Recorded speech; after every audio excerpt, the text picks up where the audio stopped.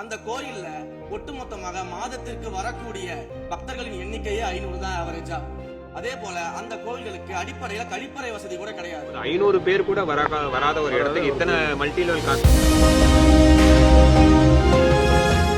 நிதியை இப்படி கமர்ஷியலாக பயன்படுத்துவதற்கு எதிராக தான் நாம இந்த திட்டங்களை எல்லாமே தடுத்து இந்த திட்டங்கள் தேவையில்லை, அதற்கு பதிலாக நம்முடைய அரசாணையிலே வெளியிட்டிருக்கிறோம்.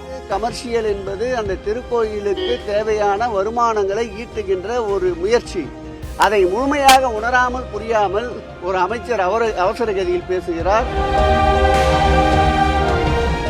இந்து சமய அறநிலையத்துறையுடைய சட்டங்களுக்கு உட்பட்டு இந்த காலம் அந்த காலம் என்று இல்லாமல் நீங்கள் கூட சென்று பார்க்கலாம்.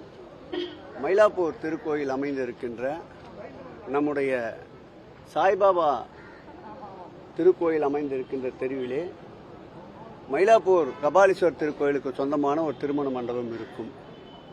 அந்த மண்டபத்தை 1967ஆம் ஆண்டு அன்றைய முதல்வர் பக்தவச்சலம் திறந்து வைத்திருக்கிறார்.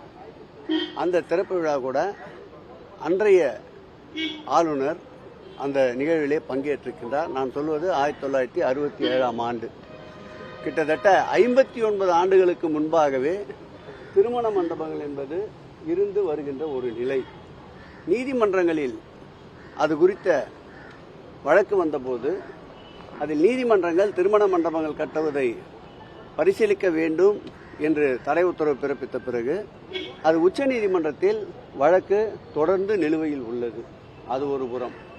நேற்றைக்கு மாண்புமிகு அமைச்சர் அவர்கள் அவையிலே குறிப்பிட்ட செய்தி குன்னூரிலே அமைந்திருக்கின்ற ஒரு விநாயகர் கோவிலை குறித்து தெரிவித்திருந்தார். இந்து சமய அறநிலையத்துறையுடைய சட்டங்கள் விதி 36(1)A என்ன சொல்லுகிறது என்றால், திருக்கோயிலுக்கு தேவைப்படுகின்ற நிதிகளை நலிந்த திருக்கோயில்களுக்கு வசதியுள்ள திருக்கோயிலிருந்து கடன் பெற்று அந்த திருக்கோயிலுடைய மேம்பாட்டிற்கும் அந்த திருக்கோயிலுடைய வருமானத்திற்கும் பயன்படுத்தலாம் என்று சட்டம் அனுமதித்திருக்கின்றது. அந்த வகையிலே அந்த திருக்கோயிலை பொறுத்தளவில் நாம் ஏற்கனவே சொல்லியது போல் அந்த ஊட்டியிலே அமைந்திருக்கின்ற 52 திருக்கோயில்களுக்கும் நான் 5 நாள் முழுமையாக ஆய்வினை மேற்கொண்டேன். அந்த இடம் 10,000 சதுரடி அந்த விநாயகர் கோயிலுக்கு சொந்தமான இடம். அந்த இடத்திலே நகராட்சியும் ஏற்கனவே car parking, multi level car parking கட்டுவதற்கு தேவை என்று கோரியிருந்தது.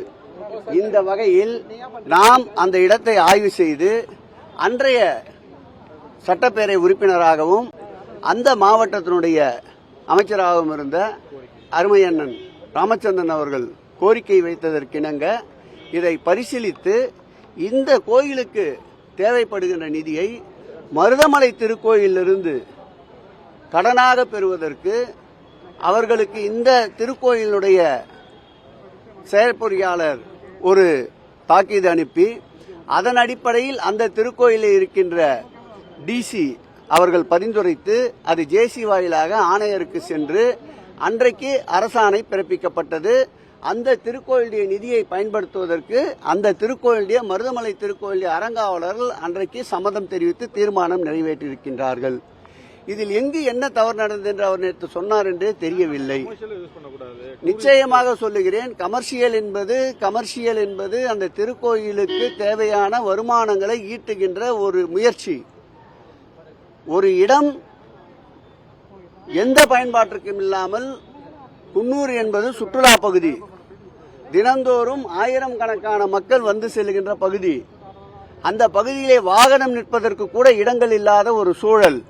ஒரு பெரிய கடைகள் முன்பு கூட ஒரு 2 வீலர் பார்க்கிங்கை கூட அனுமதிக்க முடியாத ஒரு சூழல்.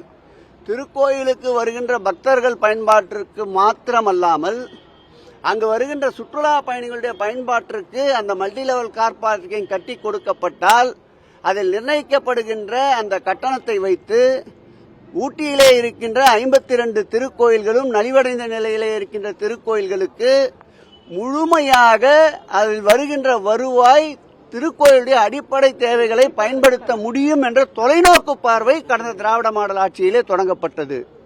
அதை முழுமையாக உணராமல் புரியாமல் ஒரு அமைச்சர் அவசர கதியில் பேசுகிறார். ஆகவே இதன் பிறகாவது, இந்த பேட்டியை பார்த்த பிறகாவது அந்த திட்டம் ஏன் கொண்டு வரப்பட்டது, அந்த திட்டம் ஏன் செயல்படுத்தப்படுவதற்கு முயற்சிப்பது என்பதை அவர் உண்மை நிலையை உணர வேண்டும். இதுவரையில் அந்த திட்டத்திற்குண்டான அனுமதி ரத்து செய்யப்படவில்லை என்பதையும் இந்த நேரத்தில் தெரிவித்துக் கொள்கிறேன். குறிப்பா சொல்லும்போது 500 பேர் கூட வராத ஒரு இடத்துக்கு இத்தனை மல்டி லெவல் கார் சார், 500 பேர் கோயிலுக்கு வருவதற்காக அல்ல. 5000த்திற்கும் மேற்பட்டவர்கள், 50,000த்திற்கும் மேற்பட்டவர்கள், லட்சத்திற்கும் மேற்பட்டவர்கள் விடுமுறை காலங்களில், கோடை காலங்களில் பயணிகளாக, சுற்றுலா பயணிகளாக வருபவர்களுக்குத்தான் அந்த கார் பார்க்கிங் ஏற்படுத்தப்பட்டதே தவிர வெறும் திருக்கோயிலுக்கு வருபவர்களுக்கு மாத்திரம் அந்த பயன்பாட்டிற்கு ஏற்படுத்தப்படவில்லை. அதோடு திருக்கோயிலுடைய நலிவடைந்த திருக்கோயிலுடைய நிலையை மேம்படுத்துவதற்காகவும் வருகின்ற பக்தர்களுக்கு தேவையான அடிப்படை வசதிகளை செய்வதற்குண்டான வருவாயை உயர்த்துவதற்காகத்தான் இந்த நடவடிக்கை ஏற்பட்டது. அறிவு சார்ந்த அனைவரும் இதை வரவேற்பார்கள். நிச்சயமாக சட்டமன்றத்தை பொறுத்தவரை நீங்கள் அறியாத ஒன்றுமல்ல, தெரியாத ஒன்றுமல்ல. முழு விளக்கம் கிடைக்கும் அல்லது அவர்கள் அமைச்சர்கள் கூறிய கருத்திற்கு எதிர்கருத்து வாதம் சரியாக இருக்கும் என்றால் எப்பொழுதுமே அனுமதி தர மாட்டார்கள், அனுமதி மறுப்பார்கள். அதுதான் நேற்றைக்கும் முழுமையாக அனுமதி மறுக்கப்பட்டது.